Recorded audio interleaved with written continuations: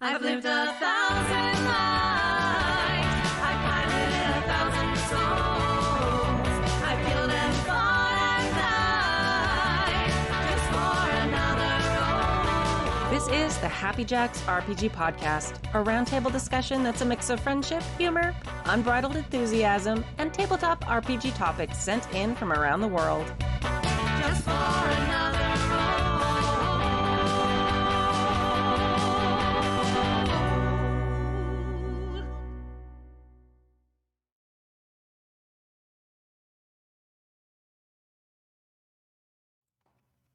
Hello! Welcome to season 31, episode 3 of the Happy Jacks RPG podcast. My name is Kimmy. Hi, and I'm Jay. And my name is Bill. And on today's episode, Mike asks about how to transition a campaign from a low fantasy to a high fantasy one. Jan Egil from Norway updates us on his 10 Candles convention game and how it went after asking for our advice a while back. And Torlin misses our convention recap episodes and wants to talk about JackerCon. So if you'd like to contribute a question or topic to the show, please email us at happyjacksrpg@gmail.com. That's happyjacksrpg@gmail.com. Please send emails. Like, you all took a vacation. I have not gotten an email since the end of last season. I'm a little nervous. Please send emails. Okay. Now, first thing that I'm very, very, very excited about. So we have started, I've been talking about it the last couple of episodes. This is November. It is the first episode of November. So we are announcing our first indie designer of the month. So for the month of November, we have Christina Stone Bush. And she is amazing. A lot of you know know her as Hivemind, and that's HYVEMYND. And you can find her games at hivemind.itch.io. And she is just a fantastic LGBT tabletop to RPG designer, a long member of the Happy Jacks community. She's on the Discord. She used to write in emails all the time, but now is too cool for us. And you Hint. gotta follow her on Twitter. Yeah. Because Oh, man. I'm not kidding. She's like so ridiculously prolific. She's like, I was cooking some food and thought about what would it be like if I did like an 8-bit dungeon crawl Yes. with random tile settings. So here it is, and just starts like posting in her feed like images and layouts and rules, and it's all real time. I'm like, I've been designing it for a long time, and like, damn girl, I dig your energy. So Like, good. Wow. Yeah. Wow. Like some of the cards that she's designed, I was like, I want to use those in my classroom. They're so nice. Mm-hmm. So she's originally from Philly, but is now in Japan. She has worked as a freelancer on Monster of the Week, Tome of Mysteries, Cortex, Prime, Spotlight, Spellcot, and she contributed to The Roots of Old Kaldur, I think that's how that's spelled, for Trophy Dark. Her personal work can be found at hivemind.itch.io, as I just said. And this week, we're spotlighting her game, Bright Hammer. So each week, we're going to try and mention a different game that she's worked on.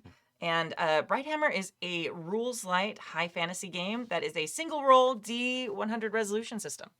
And it's super cool. You print it out. It's in, like, little booklets. Yeah, it's so, that's the thing. She's so good at coming up with these really compact designs. Mm-hmm. And I think it's because she thinks about how could I publish this? How could I put it out? And how could it still be like inexpensive for people if I did physical versions?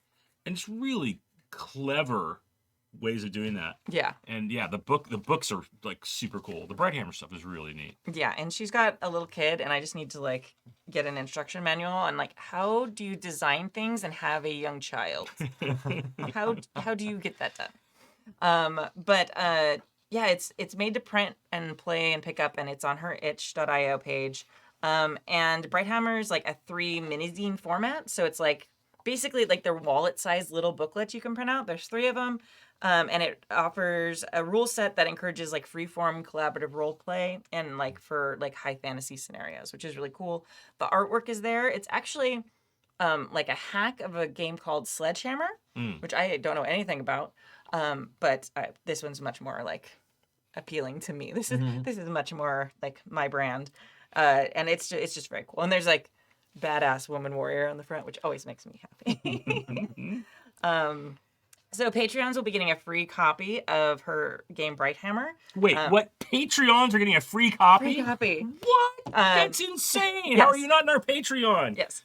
Well, to be completely honest and upfront, Brighthammer is currently pay what you will. So you can get it for free if you want, but Patreons are able to get it because we are paying her. So you can go download it for $0 and still feel good that Christina is being supported because we are paying for you to get for them to get copies. So if you aren't on our Patreon, you should still go and get that game, but then maybe also consider joining our Patreon so you can get cool things too. Patreons are also getting a full interview with her posted. So Very cool. lots of information. Yeah, it's so much fun writing questions for her. Yeah. Because she has like these other cool games that we're going to talk about in future weeks, but that are solo journaling games, but are like flip sides of the same kind of like relationship. It's very interesting. Tune in next week to hear me talk about that. Yeah, that's exciting stuff. Yeah, it's very cool. So again, that's Hivemind, HYVEMYND.itch.io for all her amazing games. Yeah, she is very prolific on Twitter. She's also Hivemind at Twitter and Instagram. And yeah, so all that information is there too. So if you go there. Cool. So congratulations. Thank you so much, Christina, for being our first Indie Designer of the Month. We were very excited to have you, and thank you for agreeing to do it first. It's always hard to be the first person. And I was like, okay, so here's some interview questions, and here's a form to fill out so I get all your information right, and here's these things. And she was very great and patient, and thank you. All right. Let's go ahead and do email number 1. We're all going to join in on the second one. Yes. It's Oh, very, yeah. Spoiler alert. Yeah. The second one's long and amazing. Yeah. But I'll kick it off. I'll read the first one. Kimmy and crew. Hello. Thanks for the years of great conversation. I am running a bog standard D&D game on a weekly basis and want to transition from low fantasy storytelling to high fantasy storytelling. I had to look that up to make sure I knew what bog standard was, Oh. which is basically Tolkien. Mm-hmm. Right? Because I hadn't actually heard that term before. Yeah. Wasn't familiar with it. I'm like, bog standard? Does that mean like everyone's in a swamp that you listen to the boggers when you're playing? What does that mean?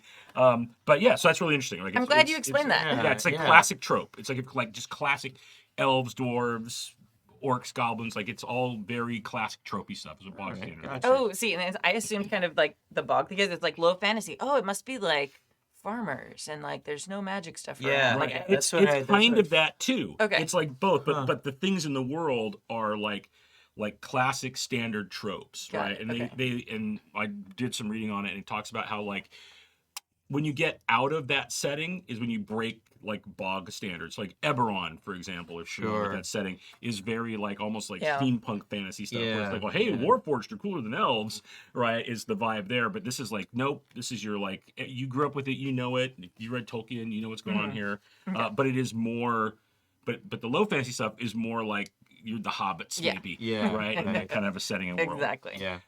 Back to the email. Yeah. I have no problem advancing the threat level for rising character levels. Goblins are replaced by orcs, orcs by ogres, ogres replaced by giants, etc. D&D works great here with the character progression tuned to match the risk progression. But I struggle to transition the story from low fantasy to high fantasy. My scope is still the same small village we started in. Young Timmy wanders off and needs to be rescued from goblins. And then Timmy wanders off again and needs to be rescued from ogres. By this time, my players would put Timmy into a pen to keep him from getting captured by giants. Basically, what advice do you have to match the scope and tone and stakes of the game to match the rising power of my heroes? I feel like the first thing you need to do is like bring the high fantasy to them. Yeah, exactly. That's what I was thinking. I mean, if the adventure is going to stay in the village, right? Well, there's a bigger world outside that village. Threats start coming in, and those threats are of a bigger magnitude. Yeah. Well, and it's like get them out of the village. Like, sure, yeah. Like going back to Tolkien, and I'm running one ring starting in a few weeks. I've been thinking a lot about this, reading all my books. I've got a lot of books. It's on been Tolkien. one ring to unite them all. That is so funny. Did you? I just, you know. God, you're my hero. That is so good. Can that be the theme song? It's been. That's right. That's not the tone I was going for, though. Yeah, Unfortunately. no, I'm sure. Okay, Sure. but now I want to run that game too. Bare naked hobbits. Yeah. Barefooted ladies. Barefooted ladies. Okay, all right. Let's table that for the first session. For the session. Yeah. I'm wrecked. I'm ruined. And thank you so much. This has been so great. Hey, Mike, look what you've done with your email already. You guys going here. But yeah, like the hobbits, they had to get out of Hobbiton. There's not that, like, while things can come and hurt things there, that's not a fun adventure. Like at the end of Lord of the Rings, there's some adventure there, but the thing is, like I wouldn't even like try and like slowly scale it. Like, make it high fantasy. Like, you don't have to have a fucking ring show up randomly, or hey, this has been in your house the whole time and now we're looking for it and now you have to leave. But something like that. Similar but different. I will make a counterpoint to that by mentioning Star Trek Deep Space Nine. Okay, I'm 100% DS9, for this. Yeah. DS9, you know, the difference between DS9 and the rest of Star Trek, right, is that Star Trek, like the original series, Next Generation, and the things that preceded DS9, is they went somewhere. DS9 was like there. Yes. You know what I mean? And so I think there is something interesting about trying to kind of keep the scope in one location. And I granted, yeah, like if you want to scale up, chances are you are going to have to eventually push everybody out that door, right? But I don't know. There's kind of something fascinating about, like, hey, here's your village, and you really kind of want that small life. You know, you don't want much larger than that. How can you kind of continue to do that? You know, it's an interesting challenge as a DM, I think, or a game master, if you ask me. Yeah, I would agree with you. Like Deep Space Nine is different because it's in one location, but it's not a little Hobunk village. Oh yeah, no, absolutely Like, not. Yeah. I mean, like, they're in the middle of this war. It's this giant like station where a whole bunch of diplomacy is happening and commerce is happening and people are coming through all the time because it's like a transportation hub. So if you're gonna like want to do like big high fantasy and you want to stay in one location, you need to find, like, I don't know, what's a famous D&D? So help me. Here's the thing though. To that point though, the first episode starts off as low sci-fi because they're a station outside of a planet. Then stable wormhole. That's the like high fantasy element that comes in, and now they can go to another quadrant, and now suddenly it's like a focal point.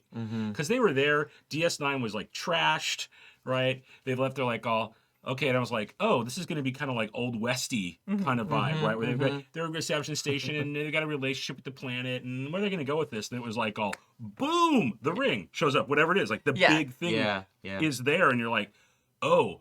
Wow, now they're like suddenly the most important place in the galaxy. Yeah, exactly. Right? And so that to me is the interesting thing with DS9. It did stay there, right? It was, but they really made it such a big focal point, and then also just the fact that they can bring in anything. They can bring in things you've never seen before. Yeah. Right. So if you want to do that, that's a great idea. Like if you want to have something magical about something that pops up or is discovered in the village, like maybe the well suddenly is a wishing well, and now everybody's coming around because they want to get wishes out of the well, or whatever it is. Like, that's a silly kind of example, but it could be fun.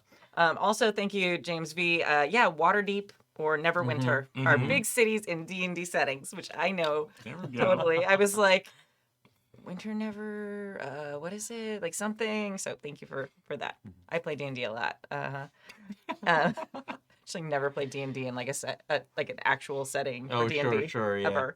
But yeah, like the same, that sort of thing, like something where it's like, okay, this, and then you change the stakes, because that's really the big difference. It's like having like kind of a low fantasy, you can have big stakes, but it ends up being more like very combat heavy often in those. Or maybe like more like individual scale. Yeah. You know.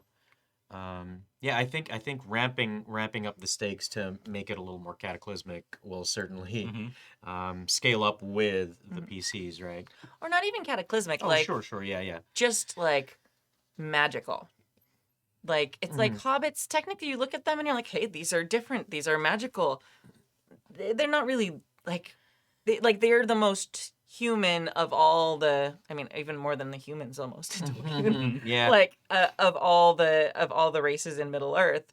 So like having them be a little different, but then like, so you're like, oh, they're magical, but then they're not really. They're farming and there's a pig and they have horses and look at them. Yeah. They like sitting and smoking.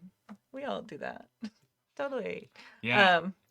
It's really interesting when I one of your favorite shows, I know, Rings of Power, but I was thinking about the Harfoots, and it's like they're like, oh, they're living this nomadic life, like they're super in the dirt, and it's like, Then a dude falls from the sky in a magic fire circle, and you're like, "Oh, hello, welcome to high fantasy." Yeah. Right, like Yep. like very directly. And the thing I will say that was interesting about that is you're watching like here's a character that the one that falls like is now going through an amnesia campaign, Yeah. right? And you're like to try to figure out like understand what it is with and obviously has incredible powers with people that have like no way to grasp what it is or really help No. Yeah. with No, that. not at all. And that setup is really interesting, right? We could have a whole podcast where we discuss how that was executed, but the setup. Oh, we could have many podcasts on that. On that, 100%. But the setup is really interesting. Yes. Right? Because now they're suddenly thrust into this world, and not even that it was like they now have great powers, but it is there, and that has acted as a magnet to attract other things. Now they combine it with travel, Yeah. right? Which is interesting. Another thing that popped in my head about high fantasy, I mentioned Eberron earlier. Eberron is a very high fantasy setting, but the one of the twists that Eberron takes is that magic is incredibly common. So it's not like how did they do that? It's like people are like, oh, they come in and they snap their fingers and like all the Evertorch lights come on, Yeah. and just it's just there. You come in and you don't wash your hands. There's a cleansing stone, right? It's just it's commonplace. It's part of everything, and that makes it really interesting because it starts to be magic is a tool, right? But it's very high fantasy in the same setting because so it could even be the thing where maybe they're in the town and they're out like, hey, we're just going out and doing whatever our farming is or picking our berries or tending our land or something, and they find something or a cave or they find somewhere, and just in it are things, and they don't even have to be like massively powerful things. They're just like, these are things that do stuff we've never seen before. How does this work, right? And because part of it could be what you're trying to do to if you want to ease them into a high fantasy, is spark the characters' curiosity and imagination, right? So they get that taste and they're like, ooh, I want more of this. Yeah. Where could we make more here? Do we need to go somewhere for more? Yeah. There's a lot of ways to do it. I do though, Kimmy, like when you were saying like, don't try to ramp them into it. Just like, welcome to high fantasy. Yeah. Boom, Yeah. here you go. Exactly. Yeah. I mean, you can ramp them up into it. That's not as much fun, I think. A lot of times it's like if you decide you want to do high fantasy, like unless you really want to make that part of the story, like they discover these things and they slowly are figuring out what they do and things like that. Or if you want to do something like kind of like kicking off that idea, like their characters now discover these magical things, and then you jump forward and have them create new characters, and it's like 3 generations later and they live in this very large, this little village has become this very large like magical like metropolis. Sure. And like they're the old families who have been here since the beginning or whatever. Like that's a fun tie-in. I love like generational tie-ins with Sure. games. Something like that where it's you have a ramp up technically, Right. but like there's not like a wait time in the game. Yeah. Yeah, it's really interesting. I like them. Kind of went back to the email where it's like, how to match the scope and tone and stakes to match the rising power of the heroes. So it's, I'm guessing the players are now at a point where they're like, hey, we can do some pretty great stuff, like really interesting things. We're getting pretty powerful. I don't really know if we want to go beat up ogres or orcs anymore. Yeah, you just don't want to keep fighting those martial opponents, right? Yeah. Another thing is, depending, like another way I think you could just completely throw them into high fantasy is have like some kind of planar rift happen. A planeswalker shows up, or a tear in space, and suddenly they're thrust in the abyssal plane. Just like just take them like someplace completely different. Yeah. Like way out of their comfort zone. Yeah. Where all the rules have changed. Yeah. That'd be amazing. And then they're like, now what do you do, right? And they're like, because that would be, I could imagine if I was a player, like that would be ridiculously exciting, right? To have that happen. You're like, what just happened? Where are we? Where's our house? Where's my stuff? Yeah. Like, and just things are, it's like I went from the thing to the big city, right? Yeah. I mean, if they're in D&D, it could even be someone comes and takes them to Waterdeep. Yeah. Yeah. Right? Yep. And you're like, what's going on here? And they're like, wow, welcome to the big city. Yeah. You know, would be pretty fun. Yeah. I always love the country mice in the city Oh, type sure, like yeah, story. yeah. That's Fish always out of fun. water kind of deal. Yeah. They're trying to get their bearings and like they were the hot shit back in little nowhere village, and now it's like you're level 6. Oh, that's so cute. That's You're that's so great. sweet. Mike doesn't talk about that, but like if they're not, like make them the big shit in the town they're in. Right. Like spend a few sessions like really raising them up to where they're like all, yeah, who runs Bartertown? They're just cruising around, it's great. And then boom, put them some to this altar. People are like, oh, can you get out of the way? Yeah. Yeah. Because they're meeting higher level threats and they're being introduced to higher level fantasy stuff, but they're still like getting that second stage growth thing. That's really cool. Yeah, that is really awesome. That's a great idea. Did you have another thing? No. I guess it all really depends. Like, I guess to me, the answer lies on whether you want to do it gradually or whether you want to do it abruptly. Yeah. You know what I mean? So. And if you really want to keep them in the town, there's ways to do that too. Yeah, Like a lot of yeah. stories, like pull them from the town. One thing I really love, the game Skyrim, which I adore, but like in Skyrim, there's all these little towns, and it's like suddenly dragons are introduced back into the world. So now you go from little town to little town, like trying to defend them. So maybe that's what happens. Like if they are very passionate about staying in this town, in this area, the little kingdom, whatever it is, like have some wild big thing that like is like from legend introduced and now be like fairly common in the area that they have to like be patrolling for. They have to learn about these things and how to stop them, so they have a higher level threat that's much more high fantasy, but they're still like protecting their town. Yeah. And they might have to go to Waterdeep to find out like how do you kill a dragon? Right. Fushoda, what the hell is that? Like, just kidding. It's a very, you get it if you played. And then they come back and like, but so they have all these bits of the adventure to try and put together this puzzle of how to solve whatever problem you introduce. But it's always more fun to me. I think like everyone's like, oh, there's a dragon attacking the town. It's like, well, that's not fun because there's only one. Like if you make dragons like a thing that's now in the world or whatever, it doesn't have to be dragons. But this is a thing that's now everywhere. So it's not, you're not just killing one. You have to discover a way to fight these things that then you can pass on to other people. So it is a larger level thing. Something like that. I know dragons in D&D are very different than they are in Skyrim, but that's a good example. Gets the idea across. Another thing that I could think of is if you want to keep them in the town, let the town grow with them. Yeah. And so, one of the things that they mention in like the DMG is let the players have a visible effect on the world that they inhabit. So when they accomplish things for the town changes with them and grows with them. More people come to it. And that draws, different ideas, different elements, different threats. And as the town grows, the characters kind of have to deal with that growth as well. Yeah. So yeah. I actually like when you talked about the dragon idea, it was like they could be out somewhere, they're doing their random stuff, and they I'm sorry. and When who talked about the dragon when idea? you did, when Kimmy I thought you talked about said the dragon Stu. thing. I'm like, I'm sorry. Stu? What? Who's that? Yeah. No, go ahead. Continue. Don't dead name the podcast. When Kimmy Okay. talked about dragons, I immediately thought of like, oh my god, what if they found a dragon egg?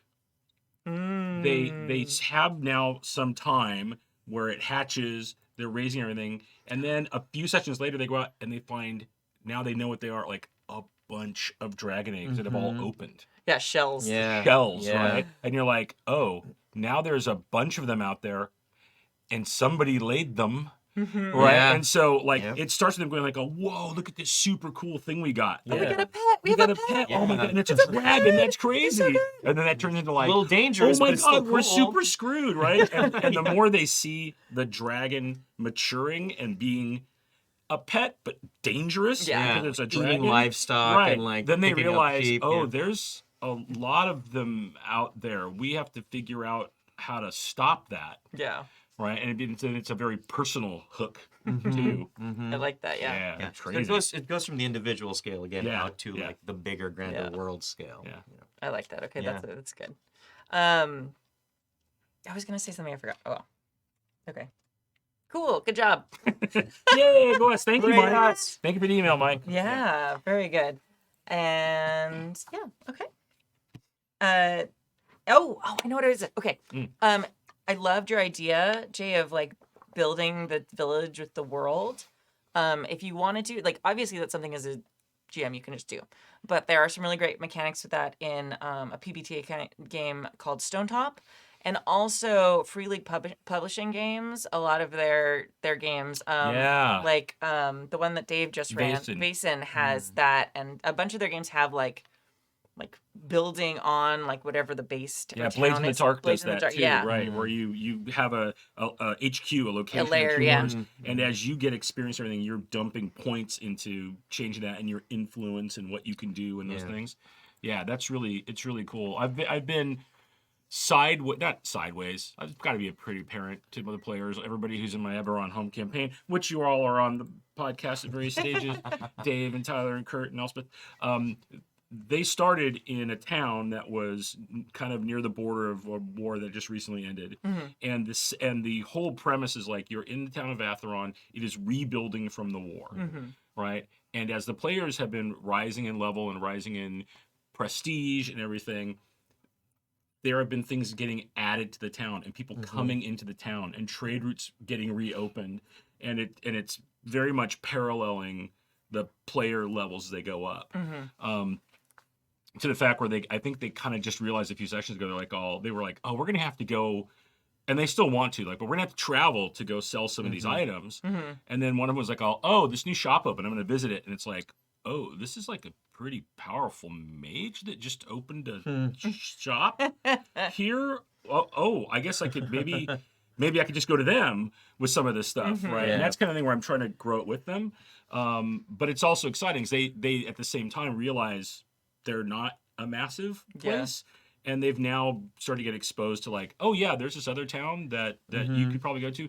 Yeah, that's like you have like 20,000 people here. Yeah, there's like 350,000 people in that town. It's They have massive. bigger fish in that pond. Yeah, it's a bigger pond with bigger fish. Yeah. So that's but that is a great suggestion, Jay. It's a great mechanic. Like take the opportunity to make their place bigger too, to grow with them. Yeah, and if you want mechanics for it, like look at some of these games because you might be able to grab some stuff and adapt it. Yeah. Because it's great and it builds ownership and like it's important it's only if you really want them to stick around.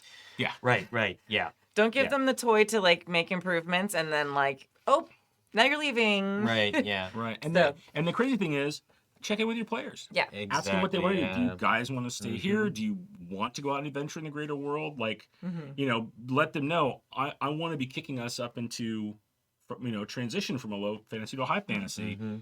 Are you on board with that? How do you want that to feel? And then when you do it, whatever it is, then they're going to be super on board.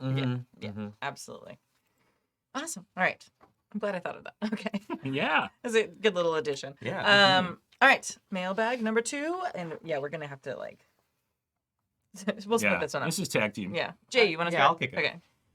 Hello, Captain Kimmy and the crew of the spaceship Happy Jack. Woohoo. Strap in for a long email. Remember to hydrate. Cheers. Some episodes ago, I got tons of good advice when I asked for tips when it came to running 10 candles for the first time. I figured you maybe wanted to know how it went. Yeah. Short version, it was awesome and amazing. Woohoo. Yeah. Longer version, we started off with a problem. Someone missed the part about needing darkness and had out up lights we couldn't shut off in the tent we were supposed to use. Uh-oh.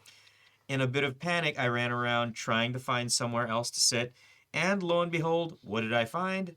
On the other side of Gildenhallen, the meat hall, there were several small Viking tents.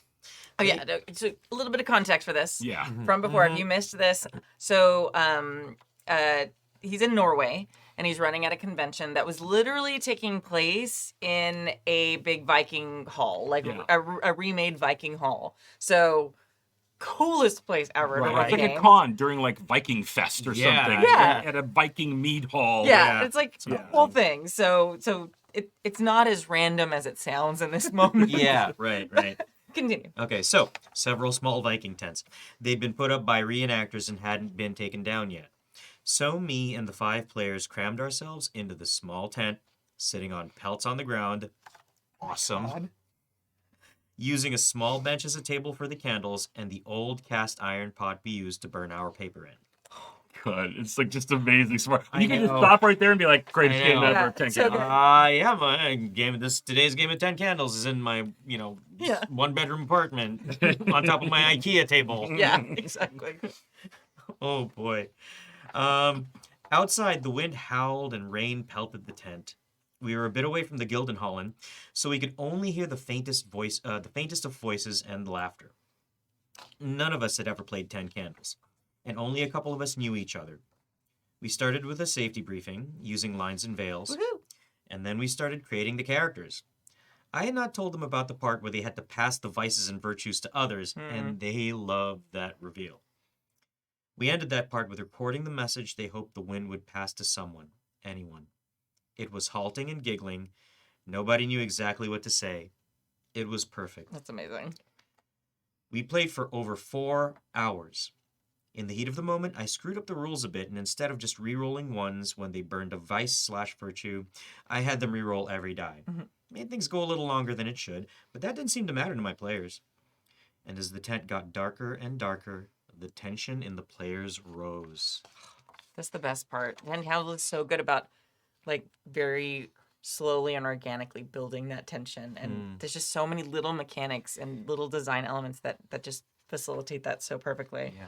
And I mean, like, I know it's supposed to happen in darkness, right? But it sounded like the tent was actually changing. Because, I mean, I imagine if the light's still up, you probably only get so much darkness in the tent. Right. You know what Well, I mean? the way 10 yeah. candles works is you've got 10 candles that are lit. Oh, right. And they go off. And one you by have to one. blow Yeah, them yeah, out. Yeah. Or if someone moves too fast and one blows out, Oh, like sure. you end the game when the last one goes out. Okay, I haven't played 10 candles. Yeah. By the way, in case anybody, Yeah. full disclosure. Yeah. No, it's fantastic. And it's one of Yeah. those things where it's like, you get very precious with those candles and there's like 3 left and you're just like, oh gosh. Okay, and then someone will be like, oh, here's my oh no, it blew out. No. Like just by accident. It's so good. And eventually, right, they'll burn out. Yeah, They're you're supposed There to- are a certain height you're supposed to use. You're supposed to use the tea candles. Right, I haven't played either, Yeah. but I'm so into this game. I right? know, yeah. I've heard so many things about it. Yeah. I really, really want to try it out. Yeah, one of these and days. anyone who's like burned tea candles like Yeah. in their incense or whatever, they have a shelf life. Like Yeah. they only burn for so long. So if you take too long, like they eventually like burn out completely. And it's wild. It's so good. That's It's awesome. so good. I don't know, like I know I'll use candles as a mechanic. Right? Such a So good good. idea. Yeah, So good. yeah, So perfect. Yeah. Yeah. I wonder what the playtest for that was like.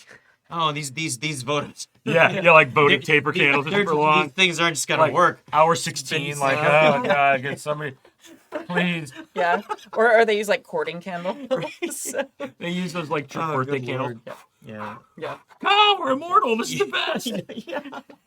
Oh yeah. For those of you who aren't like history reenactment nerds, courting candles are candles that are on like a special holder where you can roll them up or down, so it's higher or Yeah, above yeah, or below. Right. And supposedly they were used like when a gentleman was coming to court a young lady, her family would decide, okay, do we like you? And then like give you more time to hang out, or like, oh, we don't like you very much. You're gonna like move the candle down. Yeah, you had- sure, yeah. sure. Yeah. That's I don't know if that's like the myth of them. That's why That they're sounds called good to courting me. candles. That works. Yeah. Yeah. Right. Yeah. Exactly. Interesting. Adjustable, 10 candles game. How long do you all want to play? Let's see. Yeah. They fleshed out the dark world. Dead ravens rained from the sky. Fimbulwinter started. Shadows and almost imperceptible voices taunted them as they lost their horses, the people they tried to protect. As they lost their horses, the people they tried to protect ran from crazed priests trying to sacrifice them to appease the gods. And on the sky, a red two-tailed orb flew slowly over them. All of this was truths my players told. They found their way to Kaupanger, wounded, cold, and weary, the safe haven they had sought. But as they gained control of fire, the town burned down around them. Another truth. They found a stone building and tried to hide from both shadow and flames there.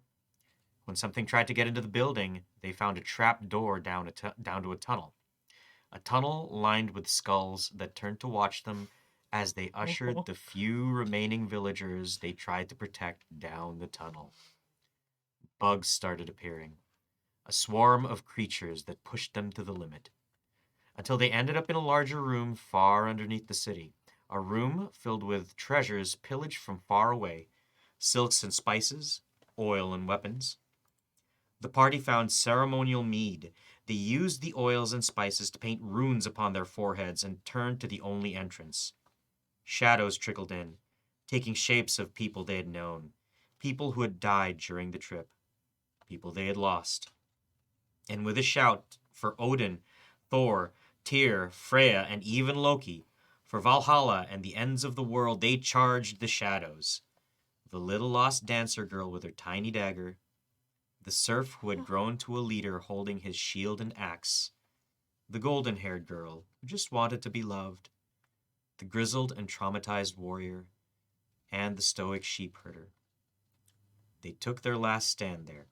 As I pinched out the last candle and we sat in darkness, they each described their character's last moment.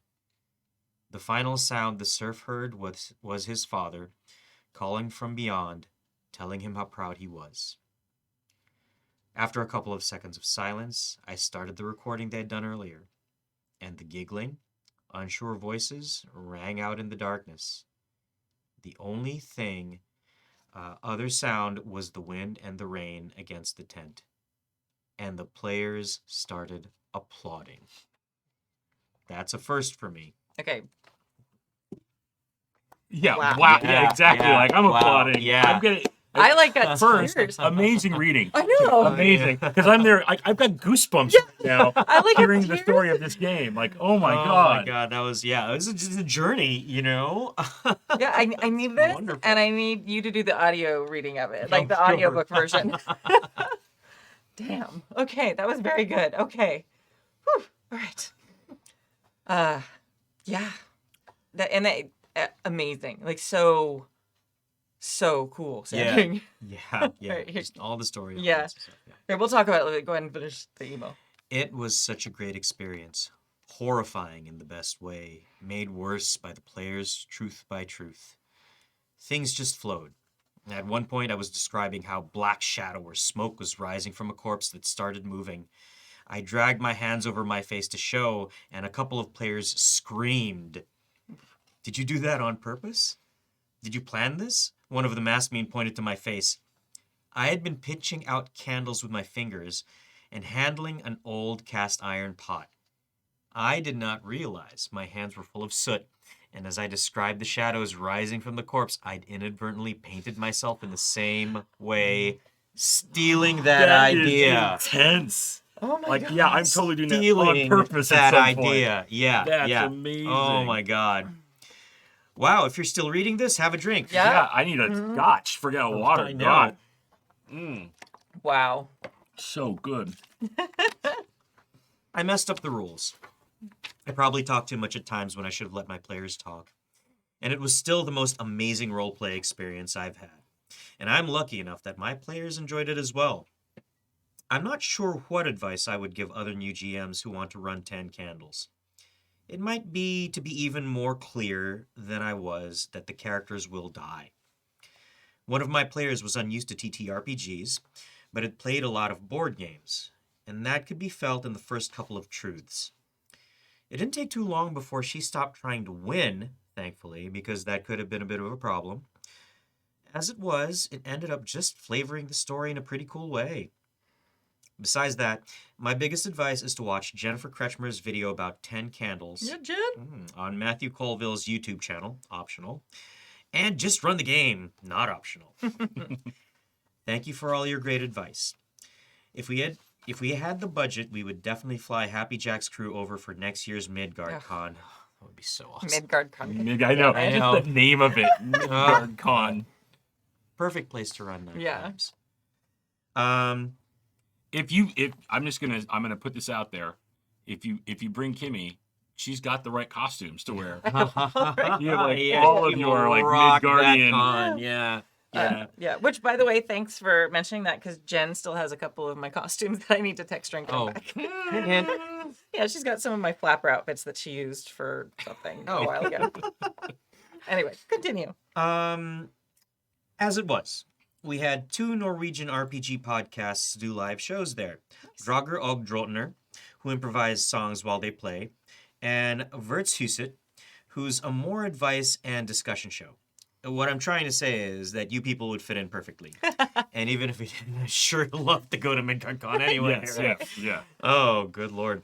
Keep up the good work giving us advice, listening to our triumphs and horror stories, sharing your own stories, and being a shining light in an increasingly dark world. Oh. Sincerely, John Eagle from Norway. Roguish Librarian on Discord. Woo. Still GM high from this session. P.S. I'll add a verse from... Okay, my It's my Norwegian. Norwegian is not particularly good. Havemil. So, Havemil, okay. I'll I'm add a gonna verse guess. from Havemil that fits pretty well. You can try to read the original or the translated one. Doer fe, doer frendar, doer sjolv det sam, or same, men ordet deg, aldri doer, vin du et getord gift. This is so much better than I would have done. Cattle die, and kinsmen die, and so one dies oneself. But a noble name will never die if good renown one gets. Skull. Wow. Goal. Skull. Okay. All right. That's awesome. man. Wow. Yeah. Yeah. Oh, what a great story. Yeah.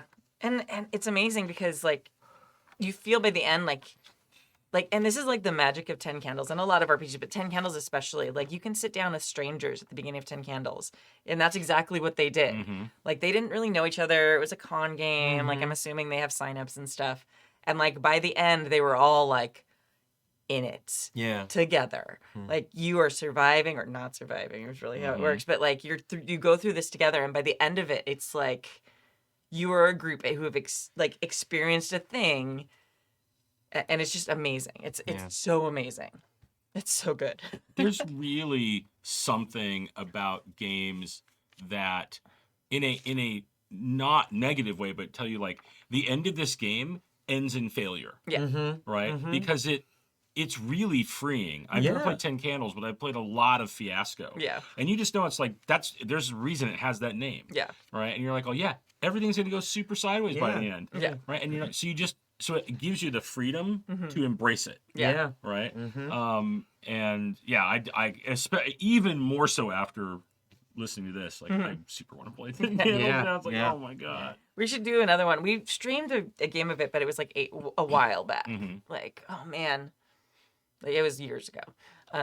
But yeah, it's a little hard to do because you have to have sunlight to film it. Yeah. but you can do it, and it was cool. Yeah. And it's so good with the way it builds the tension, and the truths are so powerful, and the way that it works, and the way you record them, and you don't necessarily like hear all the truths until the end. Oh, sure. And stuff like that. So it's just a masterpiece of design. And I've actually I've played 10 Candles quite a few times, and even when like no one's really planned anything, it's like it's like hanging out at someone's house. We're drunk. It's 12:30. We don't want to go home yet. Let's play 10 Candles, and it still always ends up really great. It's so good. And I hate to break to you, but like the GM high will never go away. Like in 20 years, you're gonna be telling people about this game, Yeah. and you'll get that rush of like it was so amazing. You get a little goosebump feeling, and like those moments, like they don't go away, and that's like Yeah, the this is magic true. of TTRPGs is this like experience. Sorry, I'm nerding out about the thing we all love. No, all good. So good. I mean, You should start a podcast or something. I know. I know. Seriously. Right? Try to find some like-minded people. I mean, This is just how I have friends. I'm like, oh, you're my friends now. Thank you. you'll go along with me playing this game where we use candles and we Yeah. snuff them out. Yeah. I have a So, yeah. podcast. You have to come over to hang out at the podcast. It's not because I want you to come hang out with me. But I think that one of the cool things about this story is I've never played 10 Candles with like a Ragnarok theme. But Oh, it's sure. also interesting that because it's like us like assuming like not knowing who all the players were, but it's a big part of their culture. So it's something that is very personal to them and that they know a lot about too. And I feel like that 10 Candles has like a special power, especially when you have that, when there's like something that like binds all the players similarly together. And I haven't played a 10 Candles game that's kind of ended up that way. And I wonder like how much more powerful that would be. That just like even just reading it and how they all like immediately clicked in with this like shared lore from their homeland. Yeah, yeah, it's a very culturally specific thing, right? I would imagine that like a lot of games of 10 Candles that you've played are probably a little more pop culture influenced. Yeah, like well, and like a lot of times it ends up being like the threat is kind of developed Yeah, as you play, but like a couple times like it's been like aliens or like horror, but it's like one of them ended up, I don't think it ended in a movie theater, but we were like holed up in a movie theater for a while and things like that. So it was so it's always been a little more modern. Sure. Yeah. Yeah. We were like running, like one of them ended up in like Vegas, and we were like in this old, like it wasn't old, it was like in this abandoned casino, and we were trying to get food there and still fight off. I don't remember what it was that for that particular one. Yeah. But I've never done one that's in the past. For one, I think that's a really cool take on it, and also done one where everyone at the table had like a shared experience. And I don't know if that's on purpose because it's like, oh, it's just, and that's boring, like just stuff, or like because we play so many games that are kind of in historical or fantasy, historical based type games. I wonder if it's, oh, we're going modern with this, or I don't know. It's just interesting. That shared experience. I don't know if people might want to avoid that because you are doomed. Like there's no way to win 10 Candles. Yeah. And that might be hard for some people if it's something that's that close to you and it's something that's really part of like your heritage and your day-to-day kind of life. I don't know. The thing I think that to that point, but the shared heritage and what they were definitely tapping into right at the end when they're calling out for Thor and Freya and even Loki's, like it was Valhalla, right? They know they're going to die, but it's like they're also going to transcend. Yeah. Right. So that's the shared part of the culture that interestingly is like, I wonder if that was like a light in that darkness, not the darkness they're in here and what happens there, but the fact that there's the promise of what happens, you know. If it was Ragnarok, it's a different thing. But even the fact that it's not culturally, it's not the end of things. It is the bridge to a new beginning. Right. Yeah. And so that's really interesting. Yeah, I'd be really interested to now. I'm really thinking about like how would people from shared cultures that have different views on death or you know interact with this game. And play that. I think it's one of those things that and maybe it's just because keep safe distance from it because it can get very personal. And like you said, you have to make super clear. And I think this was one of the things we suggested up front is like, you have to let everyone know they're going to die. Like if you can before they sign up for this game, because it's not something everyone's cool with. Masterful game, but you know, not everyone's into that. Or in particular cons when you're sitting down with strangers, it can be really heavy to deal with that.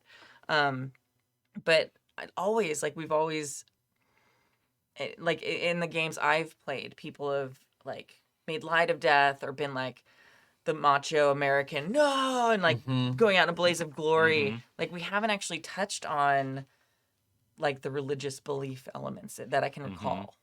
So I don't know if that's just for time because like role playing moments like that happen, but because you've got this time limit just by default of candles burning, you know, if moments like that tend to get skipped, or if people automatically, because it's a very vulnerable moment, like kind of pull away from that sometimes. Where if you're in a longer form campaign, you can kind of build up that relationship and have those role playing moments because. You know, your impending doom is not right there usually. Yeah, right. You're not literally looking at the sand and the hourglass, as it were. Right. So yeah, I don't know. It's a very interesting kind of like philosophical thought experiment on 10 Candles. Yeah. But yeah, it's like that the Valhalla aspect that's an interesting kind of observation. Yeah. I mean, that's the premise of 9 Lives to Valhalla, right? So this is 10 Right. Candles to Valhalla. Yeah. Right. Wonderful mashup game of death metal cats, like, you know. That was Anyway, so fun. No, but that's another one of those games where you just tell players, listen, you're gonna die, Yeah. and just Right. lean into it, Right. lean But into it. And- it's a quiet year is another like you're Yes. gonna play this Oh, yeah. and at the end a catastrophic event happens. Yeah. It's just the way it is, right? But it is so interesting because I think after a while, and I could imagine in 10 Candles, it's because it's right there. It's always in your mind. Yeah. But even when we were playing 9 Lives from Valhalla, like I'm not necessarily tracking exactly how many I have left. Yeah. And Yeah. You kind of Yeah. get up and you forget, and then you're like,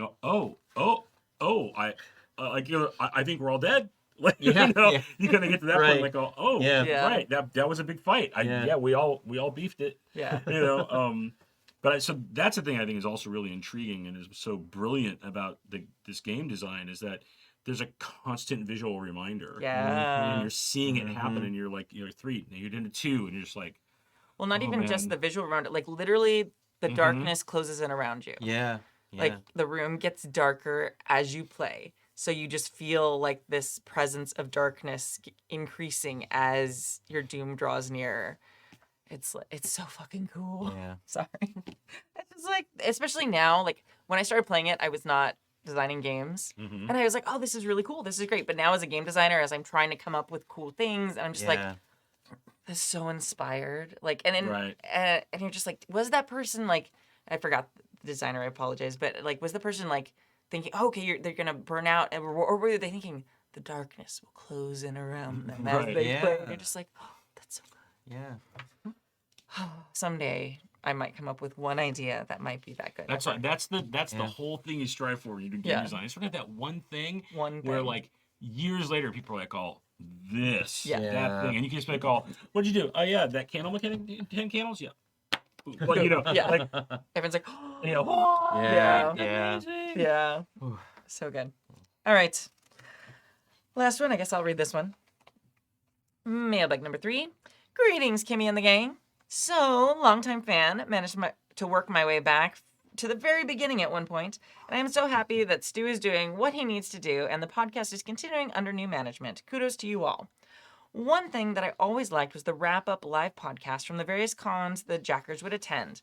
Maybe you could see where I'm going here. We just had JackerCon. This was from a little while ago. I would love to hear wrap-ups / post-mortems of those. How many players? How many GMs and games? What systems? Any cool stories? Maybe a guest from the awesome GMs? Keep those dice rolling. Yours, Torlin. P.S. How did a stork from a fellow Portlander? Endgames rocked. P.P.S. Drink. Woohoo! My last little. Yeah, that has been weird. Like for so long, like I almost like tracked the years by like 3 cons a year. One in the fall, one in the spring. And like it was like, and like we just haven't had them. Yeah. So that's been super strange. We did have JackerCon, and it was amazing. I think we had 18 games that were run that weekend. Crazy cool. So good. And yeah, we some people were talking about it in the Discord. You know, the JackerCon Discord is a separate Discord where we just run games because there's a bunch of bots there that help with that stuff that we don't need and just like hanging out with each other.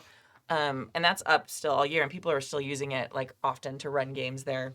I think I talked a little bit about I was in an Alice is Missing game. And I was almost in that. I was in that game mostly because I just wanted to see it. Like everyone's been talking about Alice is Missing, and it's a wild game, and it's like I know I talked about it a lot right after, but it's like more LARP almost than role playing game, and we ran it. It was run online by Lloyd, who's amazing, and actually going to be running a game coming up very soon on our channel. Nice. I was like, "You're amazing." Oh, you live in London. Okay, so it'll be a remote game then. Cool. And it wasn't London, but like he's got the very charming accent. And it was really interesting. Like it's also a timed game, like similar to 10 Candles, but it's got a soundtrack you play. So you have to go and you have to play like the YouTube video while you play. Excuse me. And at different points, like the sound like is part of it, and the sound like ramps up, and I don't know. It's a very interesting game. So I had a really good time. I learned a lot about like game design from observations of it. So that was very, very cool. And we're hoping, we just did a couple of us did the last con. So we're hoping like the next one to maybe go back to doing a live show at the end of the con again. We'll see. Fingers crossed. Yeah, it's that's the biggest thing I've missed is just like for the last 3 years, like being in the same room with people and playing and even hanging out. Like doing this is amazing. Yeah. But just that idea of Thursday night is our Eberron night, which is an online game, and because we're using Zoom, I was trying to describe something, and Elspeth, my wife, picks up this barrel, like a 5-gallon barrel, and I'm like, yeah, it's much heavier than you would expect. And she's like, oh, is it so not like it's water? I'm like, well, no, something else. She's like, well, I want to shake it.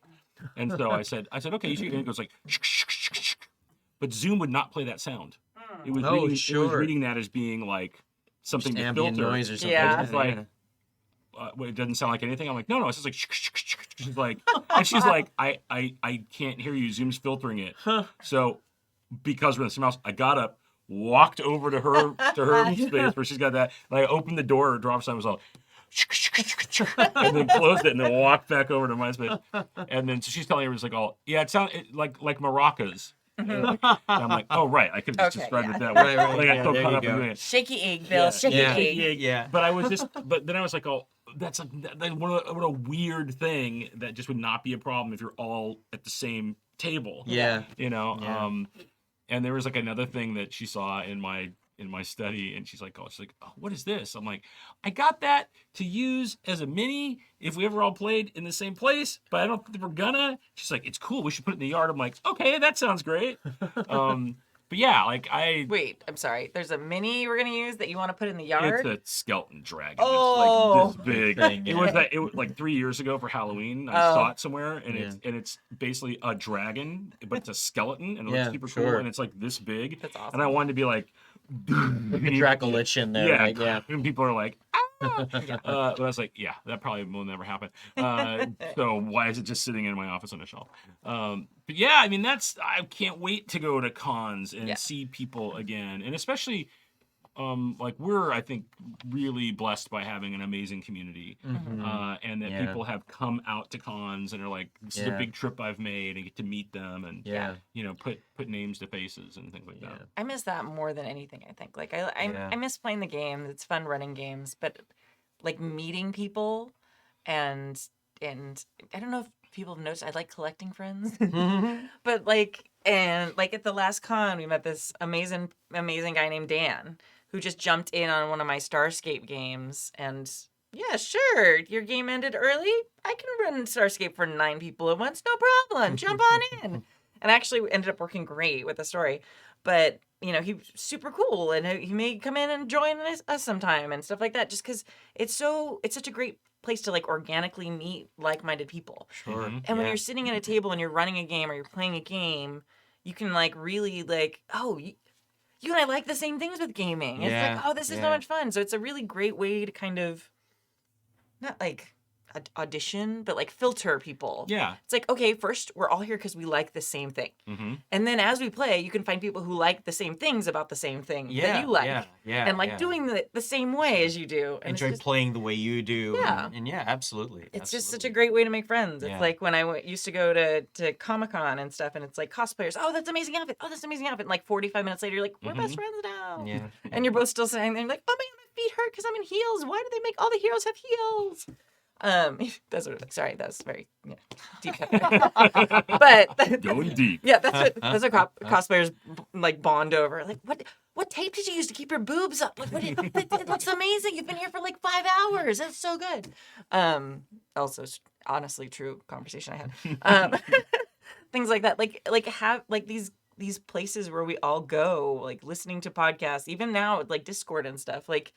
Finding like self-selecting into different groups of people is just so magical and powerful. Yeah. And like you were saying, like people coming who like normally like we wouldn't get to meet. Yeah. Or normally don't get to see. Yeah. Right. And we're lucky that here in LA we've got 3 cons that happen regularly every year. Most cities will have like a con, right? Like a big con, and then we have the different locales around LA that within a few hours drive where they have 3 cons happening a year, Mm-hmm. you know. And you see the people you only see at cons there, Yeah. right? There's that's the great thing about the community too, but Yeah, that's you know, the there's funny that thing. regularity of it, right? That you Right. know, oh yeah, this so and so is going to be there, and oh, I get to play this game with them, I get to play that game with them. You live 5 minutes from them, but That's it's like Right. yeah, the only time you see them is at con. yeah. Hashtag truth. Yeah. Yeah. Uh-huh. Absolutely. So yeah, we're hoping to have more of those stories hopefully again pretty soon. Obviously, I've been very clear about how safe I'm being, and we're all being really safe here. So obviously, it will depend on how things are going, but we're hopeful that it will start to be something that we're able to start like weaving back into the Happy Jacks experience for everyone. And it was great, and we got to hang out with some listeners at the last one, even though it was very small. And then I had my giant air filter that Nick was very nice to like help me like cart around with Oh, me. that's cool. It was very cute. That's a good idea, actually. Even just for like regular Yeah. cons, you know, Mhm. happening during the non-pandemic times. I don't think I'll ever go to a con without an air filter. Yeah, well, was nice. yeah. I mean, well, no, Sure. it was just a nice, fresh experience. Yeah. So Yeah. So you'll always go to one with it, or like I think I'll take it with me always. Okay. Yeah, yeah. I Oh, heard no. I heard the They're, opposite. Oh, they're no, not no, I don't think I'm ever necessarily, gonna yeah, do they're that. not necessarily like some of them. You can get some that are not particularly huge either, and so I had a cart. okay, but There you that go. that I had a works. cart. Mine was rated for 900 square feet, That and it was totally industrial. works. Oh no, wait, you know what? No judging here. Yeah. That's totally great. Just like, all right, is everybody ready to start hands again? Okay, so we're gonna. Trust me, you won't get con crud. Okay, you'll thank me after the con. right. No. Yeah, actually, a lot of people were like, "That's a really good idea." Like, This is what I'm yeah. saying. So I had first of all like it's a smaller con, and I actually felt very safe there. Mhm. Like as far as like the way the hotel is, and they only had 1 or 2 tables in each room that were playing, and they're pretty big rooms. I would say they're bigger than my classroom, so they're definitely bigger than 800 square feet. So it's like 12 adults in 800 square feet, and it's a very highly air conditioned modern building, which felt really good. And then like I had a fan blowing in air from like the hallway, and then the air filter. And I masked the whole time. Some people Yeah. did, some people didn't. But even then, like it felt like a very safe experience, and I felt really good, and it made me like much more excited about like the upcoming cons and being able to like continue going. Right. Yeah. Did you have the big round tables so everybody actually also had a little bit of space between them? Yeah, and everyone had space and stuff like Yeah. that. So That's cool. yeah. That's cool. So That's good. yeah, it was great, and they were and the cons like very careful about all that stuff, and Yeah. so yeah, it was a great experience. I had so much fun running Starscape at the con. It was so nice, and it's always interesting to run it, and like have new people experience it. So that was really exciting too, and like it's still messing with some of the stuff, but that was fun. And like I said, we got to meet new people, which was really great. And people like sign up for your game, and they're just like, "What is this?" And you're like, "Oh, all right. You've never heard of PBTA? Excellent." So, and that was a lot of fun too, and trying out new games and Yeah. new people. It was Yeah. great. Yeah, and so hopefully, I'm hoping next con. I don't think we're ever actually going to go back to streaming games from the convention because a lot of us missed it. Like Right. we stream games here all the time. We Yeah. play with each other all the Oh, time. sure. Yeah. So it's yeah. like going to a convention to stream games in a room that's not as nicely soundproofed seems Yeah. silly and redundant. Right. So I think we'll go back to like the formula from way before, where we all just go and we run games and we play games, and then we do like the live show on Saturday night where we talk about all the games we played in or ran. So it's like we do the advice show / like talk Right. show, and then we don't try running games from there because it was fine. It wasn't that hard. But Yeah, and we have people come up that are super drunk at the microphone and talk about how like character sheets are like are Holding us bullshit, man. Holding us back. Rules are holding you back, man. yeah. And I know that a lot of people liked coming to the cons and like signing up for the games to play with us live, but you can still come play with us. We're still running games. Yeah. Yeah. It just won't be streamed, and I think that'll just be a better con experience for everybody. It's just more fun, and that's what a convention's for. It's like playing with new people and not worrying about streaming. So that's gonna be what we go back to. All right. So yeah, that was a discussion about about conventions, and hopefully there's more stories coming soon. And yeah, chat in the Discord and stuff like that. People will definitely talk to you about how amazing the games were for JackerCon. We so good. It was just, Mm-hmm. I was so blown away. And I have thank you gifts that I'm still sending to the people who helped organize it. They've been sitting in my house for like months now. They're packed. They're ready to go. I just have to put them in there. I have a toddler. It's really hard. Okay, people. Okay. I think we're done. Sorry. I love you all. They'll be cool when they get here. Sorry. All right. Thank you for joining us for season 31, episode 3 of the Happy Jacks RPG podcast. Please visit hivemind.itch.io to support our amazing indie designer of the month, Christina Stone Bush. And thank you to our chat mod, James V. Woohoo! And our amazing Patreons who keep us ad-free and independent. To join their amazing ranks, you can go to happyjacks.org/Patreon. And my name is Kimmy. I'm Jay. And my name is Bill. And today we're going to leave you with a song called Heavy Mahogany. This is by some friends of ours from the Ren Fair called the Dread Crew of Oddwood. And they're like a pirate metal band, but they play acoustic instruments still. So metal music with acoustic-ish instruments. Mm-hmm. They're also just like the coolest fucking guys. I love them. Okay. And we will see you next week. Thank you so much. Bye. Bye, folks.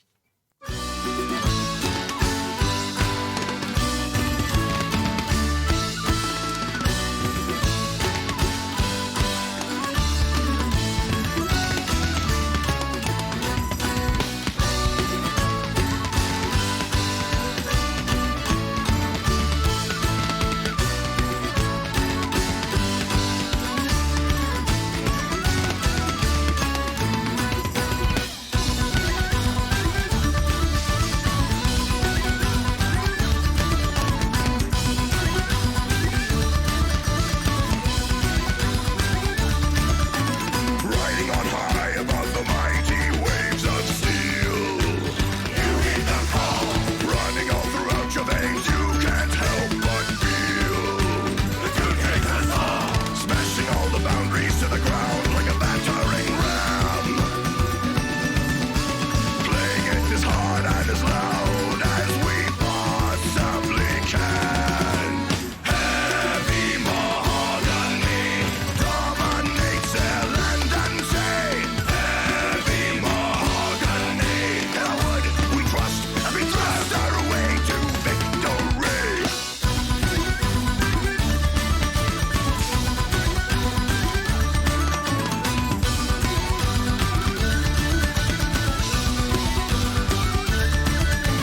We were all bound by a pact when we crossed our swords.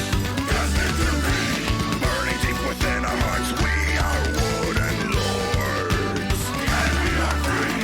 Raise your fists up high to the sky.